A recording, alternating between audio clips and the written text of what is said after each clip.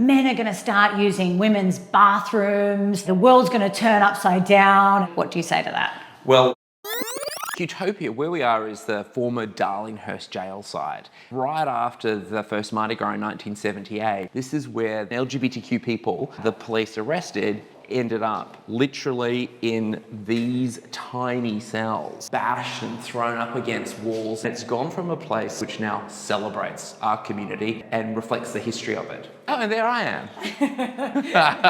Let's talk about the Equality Bill. Massive piece of legislation. Some people found it to be a little bit controversial at the time. What was it about? In 2022, I worked with a whole bunch of LGBTI orgs and we audited New South Wales legislation. We came up with a bill that originally changed some 20 pieces of legislation to remove all discrimination. Took that to the 2023 election, worked with the government to see what we could do, what we can change, what we need to still review and spend more time on. It removes a requirement for trans people to have surgery before they can update their sex or gender. So now it is a straightforward Service New South Wales administration process. It also legalises non-binary as a legal sex descriptor.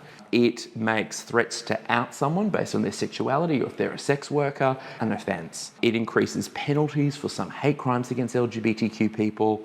It makes it easier for families through overseas commercial surrogacy arrangements to have parentage orders issued here. People were not able to access superannuation. They would have trouble with insurance. There was this one security guard who was having trouble to get her security license because it had to be issued in the same sex as your birth certificate, and those documents were not accurate.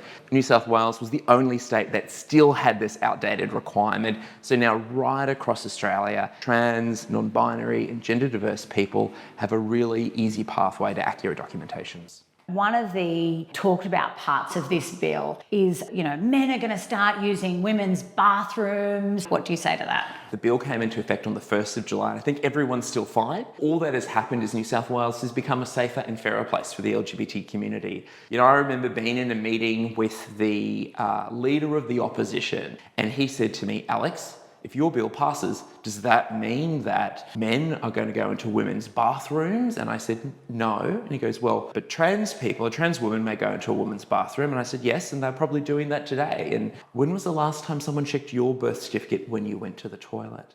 No risk from the trans community. No risk at all.